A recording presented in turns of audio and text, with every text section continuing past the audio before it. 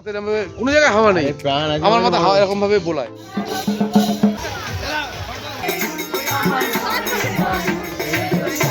Hello guys, সবাইকে আমার নতুন একটা ব্লগে ওয়েলকাম। আমার ছিল এটা বিয়ের পর ফার্স্ট ট্রিপ। বিশ্বাস করো, সবাই এতদিন আমাকে বলে এসেছিল যে শান্তিনিকেতনে ঘোরার মতো কিচ্ছু নেই, কিন্তু আমাকে বিলিভ করে তোমরা যদি আমার মতো করে ট্যুরটাকে এনজয় করতে পারো, বিশ্বাস করো তোমরা ভীষণ মজা পাবে, তোমাদের এটা বেস্ট ট্রিপ হয়ে যেতে পারে। আমরা উঠেছিলাম হচ্ছে শকুন্তলায়, একদম সোনাঝুরির সামনে। পুরো হোটেল থেকে সোনাঝুরিটাকে ভিজিট করতে পারবে তোমরা। আমাদের শকুন্তলার আমরা ডবল বেড নিয়েছিলাম, সুপার লাক্সারিয়াস রুম দিয়েছিল আমাদের। সুপার লাক্সারিয়াস রুমে আমাদের ওখানে দিয়েছিল মাত্র 2600 টাকায়। দারুণ সুন্দর পুল ছিল, গার্ডেন ছিল, গার্ডেনের মধ্যে ডিনারের আয়োজন ছিল, ভীষণ সুন্দর। তোমরা একদম সোজা স্টেশন থেকে নেমে টোটো ধরে একদম শকুন্তলা যেতে পারবে। একদম সোনাঝুরির সামনে গিয়েই একদম বলবে শকুন্তলা, একদম তোমাদের যাতায়াতের কোনো প্রবলেম হবে না। সামনে টোটো দাঁড়িয়ে থাকে, একদম ডাইরেক্ট যাচ্ছে সোনাঝুরি। আর তোমরা যদি সোনাঝুরিতে আরও অনেক হোটেল আছে, বাট আমার দেখা সোনাঝুরিতে বেস্ট হোটেল হচ্ছে শকুন্তলা। আমরা ভীষণ মজা করছি শকুন্তলায়, আমাদের একটুও বাইরে বেরোতে হয়নি শকুন্তলা ছেড়ে, কারণ এত সুন্দর ভেতরটা যে ওখানে অনেকটা টাইম কাটানো যায়। দেখতেই পাচ্ছ আমরা প্রচণ্ড মজা করেছিলাম পুলে, প্রচণ্ড লাউডে মিউজিক চলছিল, ভীষণ মজা করেছিলাম আমরা। তারপর আমরা একটু আশেপাশটা দেখার জন্য একটু বেরিয়েছিলাম, তারপরে দেখলাম আমাদের আশেপাশের হোটেলগুলোর সামনে এরকম বাউলের আয়োজন। আমরা নিজেকে ধরে রাখতে পারলাম না, আমরা ওদের সাথে তাল মেলালাম কিছুক্ষণ। অনেকটা টাইম কাটানোর পর আবার আমরা ফিরে যাই। ওখানে প্রত্যেকটা হোটেলের সামনে মোটামুটি এরকম বাউলের আয়োজন করা হয়। আমাদের হোটেলেও পার্সোনালভাবে আয়োজন করা হচ্ছিল শকুন্তলাতে, কিন্তু শকুন্তলাতে সেভাবে কোনো অ্যারেঞ্জমেন্ট ছিল না। তোমরা যদি চাও তোমাদের পার্সোনালি করে দেবে সেটা। আমাদের এক্সাইটমেন্টে আমার একটু ভুল হয়ে গেছিলো ক্যামেরাটা ধরতে, তোমরা একটু প্লিজ অ্যাডজাস্ট করে নিও।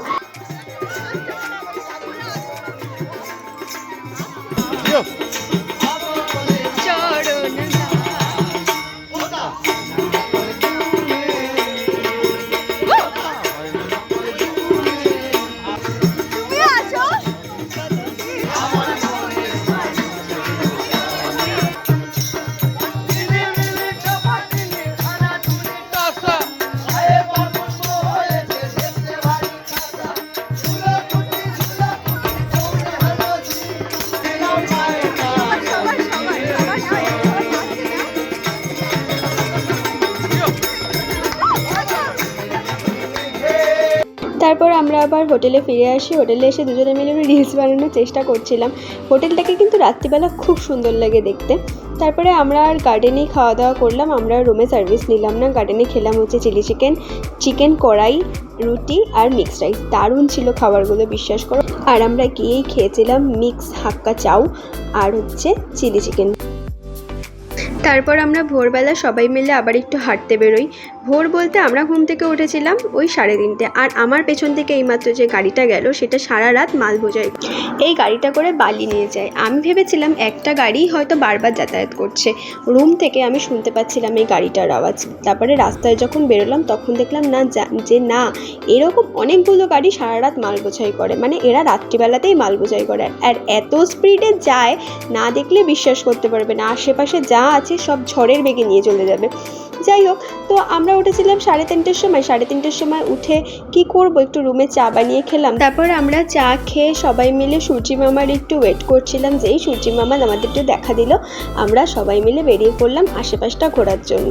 আশেপাশটা এত সুন্দর লাগছিল, হাঁটতে হাঁটতে যে কখন 2 কিলোমিটার হেঁটে ফেললাম তাই আমরা বুঝতে পারলাম না।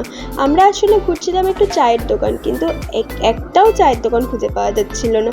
তাই জন্য আমরা একটু বনের ভেতর থেকে হাঁটা শুরু করলাম। এখানে পুরোটাই সোনাঝুরির হাট বসে, এখানে যতদূর চোখ যাচ্ছে ততদূরই সোনাঝুরির হাট বসে। এখন সবাই একটু আশেপাশটা পরিষ্কার করছিল, আমরা সেটাই বলাবলি করছিলাম যে এখানটা এত সুন্দর পরিবেশ যে এখানে থেকে যেতে মন চাইছে।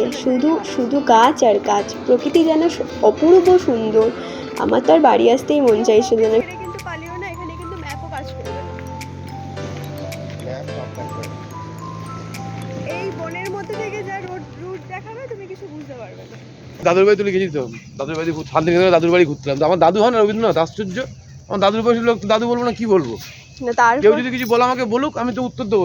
আমি দারুণ সামনের জায়গাটা, যত এগোচ্ছি যেন মনে হচ্ছে মাথায় এরকম ভাবে কোনো জায়গায় হাওয়া নেই, প্রাণ আছে আমার মাথায় হাওয়া এরকম ভাবে বোলায়, এরকম ভাবে এরকম হাওয়া দেয়, কারণ ওকে আমি ছোট থেকে লালন পালন করে বড় করছি গাছটাকে। প্রাণ আছে বলেই তাই জন্যই তো। Seriously? সিরিয়াসলি, তোমার গাছ? হ্যাঁ আমার গাছ আমার দোকানের সামনে দুদিকে লাগানো আছে, আমি নিজে হাতে লাগিয়েছি। ফুল ফুটবে না তাকে ফুল ফুটিয়েছি। এ ফুল হয়েছে কি বলে তোমার, বলো ওটাকে স্থলপদ্ম। পোকা পোকা হয়ে গেছিল পুরো, সেই গাছে স্প্রে মেরে মেরে মেরে তাকে লাস্ট হাল ছেড়ে দিয়েছি, সন্তানের মতো হাল ছেড়ে দিয়েছি যে তোরা হবে না, যা হাত দেখবো না। তারপরেই ফুল এসছে, তারপরেই কলি এসছে, তার 2-3 দিন পরেই, যা তোকে দেখবো না। হ্যাঁ স্থলপদ্ম, এইটুকু ডাল একটা কেটে লাগিয়েছিল, শুধু ডাল আর কিচ্ছু ছিল না, শুধু একটা ডাল। তার গায়ে না পাতা আছে না ডাটি আছে, কিচ্ছু ছিল না, এটা একটা মোটা ডাল জাস্ট তুলে দিয়েছিলাম। আমাকে দেবে ছবিটা। ছবি কোথায় পাবো? গাছের ছবি? গাছে গাছ কেটে দিয়েছি, ফুল হয়ে গেছে, এক বছর গাছ কেটে দিয়েছি। ফুলটা মনে হয় আছে আমার কাছে, ফুলের ছবি আছে। ওই একটু বেশি করে মানে বেশি করে কেটে ফেলেছে আর কি কাটার সময়। হ্যাঁ মরে গেছে, কাটার থেকে তাহলে লিমিট আছে। বাচ্চাটাকে এত বড় করে তোমার লাভ কি হলো? না ও তো এমনি মরে যেত, আবার 15 বছর আবার হতো। গাছ কাটতে গিয়ে মারা গেছে, কিছু করেনি। তারপরে এই যে চা করতো গরম জল, ওই জল ওখানে চা ফেলে ফেলে ব্যাস। এটা তো বিজ্ঞানী লেখা আছে, হ্যাঁ। গাছের প্রাণ আছে, গাছ কাঁদে, গাছ কাঁদে, গাছ কথা বলে। একটাও চায়ের দোকান খুঁজে পাওয়া যাচ্ছে না। এইটা হ্যাঁ, এই চলো তো আমরা 3 জনে নিয়ে বসে যাই। একজন চা বানাবে, একজন আমি বানাবো অমলেট। অমলেট দাদা এর আগে আপনার অনেক পুলিশ বসেছে, বসে করে চলে গেছে। নিজেরাই খেয়ে চলে গেছে। দেখো এই গাছটার ডিজাইনটা দেখো, দেখো গাছটার ডিজাইনটা দেখো সত্যদা। ব্যাস এবার হোটেলের রুমের দিকে আবার ব্যাক করো। এটা হচ্ছে শান্তিনিকেতনের খোয়াই নদী। আমি যখন পরের দিন ঘুরতে বেরিয়েছিলাম তখন আমাকে টোটোওয়ালা দাদা এটা বলেছিল। প্রায় 2 কিলোমিটার হাঁটার পর চা পেলাম 2 কিলোমিটার হাঁটার পর। মানে এখানে লোকেরা সকালবেলা উঠে চা খায় না, মানে খুব সকালে খায় না, কম সময়। মোরগ ডাকার আগে তো আমরা উঠে পড়ছি, তাহলে কি চা পাওয়া যাবে? আমরা ভোর মোরগ ডাকার আগে আমরা উঠে পড়ছি। সুন্দর এই গাছটার একটাও পাতা নেই, দুটো শুধু পাখি বসে আছে, তাই কত অপূর্ব লাগছে। এটা হচ্ছে শকুন্তলার সকালের ভিউ, দেখেছো কত সুন্দর। আর শুধু পাখির আওয়াজ, আর কিছুই যেন কানে আসছিল না। একবার হোটেলটাকে ভালো করে দেখে নিচ্ছিলাম, আর কিছুই না। তারপর আবার সবাই ফ্রেশ হয়ে বেরিয়ে পড়লাম আমাদের ঘুরতে যাওয়ার জন্য। তারপর আমরা আবার চা খেয়ে হোটেলে ফিরে যাই, কারণ আমাদের আবার বেরোনোর ছিল। আমাদের সেদিন হোটেলের চেক আউটও ছিল, কারণ আমরা গেছিলাম 1 নাইট 2 ডেজের জন্য। আমরা যেদিন যাচ্ছিলাম তখনই আমরা স্টেশন থেকে টোটোটাকে রিজার্ভ করে নিয়েছিলাম পরের দিন ঘুরতে যাব বলে। আমাদের টোটো সারাদিন ঘোরাবে বলেছিল 1400 টাকা। তোমরা যদি একটু বার্গেটিং করতে পারো তাহলে ওই 1000-1200-তে পেয়ে যাবে। আমাদের দিয়েছিল 1200 টাকায়। তো অনেকগুলো স্পটই ঘুরিয়েছিল। এটা হচ্ছে মা কঙ্কালীতলার মন্দির। এখানে মায়ের 108টা পীঠের মধ্যে একটা পীঠ এখানে পড়ে।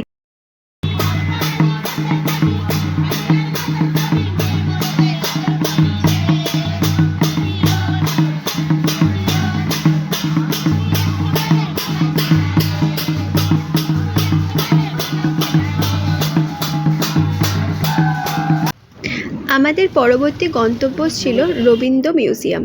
এখানে রবীন্দ্রনাথ ঠাকুরের সব যাবতীয় যা যা তিনি ব্যবহার করতেন সবটাই রাখা ছিল। আমাদের এখানে ফোন অ্যালাউ ছিল না, তাই আমরা ফোনটাকে সাইলেন্ট করে আমাদের ঢুকতে হয়েছিল। ভীষণ শান্ত পরিবেশ, আর বিশ্বাস করো একটা সুন্দর স্নিগ্ধ গন্ধ ছিল এর ভেতরে। এই কাজটা এত সুন্দর লাগছিল, আমরা আর লোভ সামলাতে না পেরে টোটো দাঁড় করিয়ে একটু ফটো তুলবো বলে দাঁড়িয়ে গেছিলাম। সবাই এক এক করে একটু ফটো তুলে আবার পালিয়ে গেছিলাম।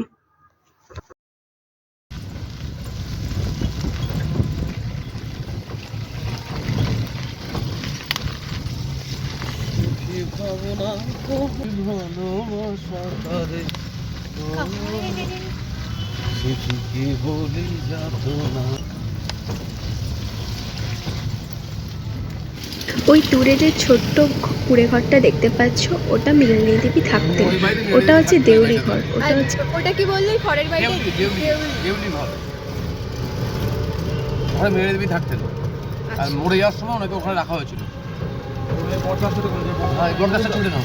এই বটগাছটার নাম হচ্ছে 3 পাহাড়ি বটগাছ। 3 পাহাড়ি বটগাছ।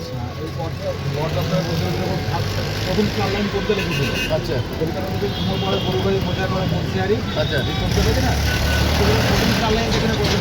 আচ্ছা, 11 বছর দেখা হয়েছিল। এই বটগাছটা দেখে কুমোরপাড়ার গরুর গাড়ি বোঝাই করা কুলশেরি কবিতা লেখা হয়েছে। বসে লিখেছে। 4 লাইন এখানে এখানে বসে লিখেছে। এটার নাম হচ্ছে তালুক ধবজ বাড়ি। এই বাড়িটা তালুক ভবন, তালুক ধবজ। তালুক ভবন। আচ্ছা এই বাড়িটা তৈরি করেছেন চিত্রশিল্পী নন্দলাল বসু। আচ্ছা। আর এই বাড়িতে রবি ঠাকুর কবিতা লিখেছেন। তাল গাছ এক পায়ে দেখে কবিতা হয়েছে। তাল গাছ এক পায়ে দাঁড়িয়ে আচ্ছা, রবি ঠাকুর এই এখান থেকে এই এই তাল গাছটা দেখে লেখা। রবি ঠাকুর লিখেছিলেন। এটা অনেক পুরনো। হ্যাঁ। এইটা হচ্ছে এখানে আপনার যে কোনো ধর্মের মানুষ এসে প্রার্থনা করতে পারে প্রতি বুধবার। যা প্রার্থনা হোয়াইট ড্রেস পরতে হবে। সকালবেলায় 6টা থেকে 6:30 পর্যন্ত প্রার্থনা হয়। সবাইকে হোয়াইট ড্রেস পরে আসতে হবে। হ্যাঁ, ইটালিয়ান টারিয়া বেলজিয়াম কাঠে তৈরি মন্দিরটা। মন্দিরটা টোটাল 16টা গেট আছে। এদের 5টা ভিতরে 5টা 203 বড়টা। যখন প্রার্থনা হয় তখন 16টা গেটই খুলে দেওয়া হয়। আচ্ছা। বাংলা পোস্ট সিনেমা শুটিং আছে এখানে, বুঝলেন তো? যদি আমরা ভেতরে যেতে দিত, ক্যাম্পাসের ভেতরে যেতে দিত, হ্যাঁ। তাহলে বাড়িতে 3 দিক দিয়ে 3 রকম লাগবে দেখতে বাড়িটা। মন্দির, মসজিদ, গির্জা। আচ্ছা।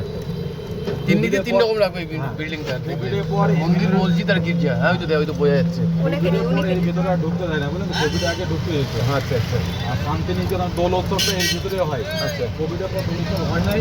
এবছর যত হওয়ার সম্ভব আছে, কারণ যেহেতু এবার পৌষ মেলা হয়েছে, বুঝলেন তো? আচ্ছা। মেলা দোল হলে এর ভিতরেই দোল হয়। এটা দোলের মাঠ আর কি। বিশাল বড় গ্রাউন্ড আছে। তারপর আমরা বাড়ি ফেরার সময় সোনাঝুরিটাকে একটুখানি ঘুরে নিয়েছিলাম, কারণ আমরা সোনাঝুরিটা ঠিকমতো দেখতে পারিনি। কারণ আমরা যখন ঢুকেছিলাম তখন সোনাঝুরির হাট উঠে যায়, আর যখন বেরিয়ে যাচ্ছিলাম তখন বসে।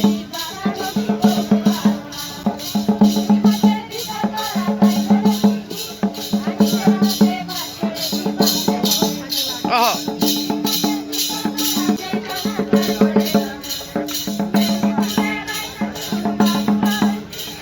টাটা। ভিডিওটা ভালো লাগলে একটা লাইক করে দিও। দেখা হবে পরের ভিডিওতে।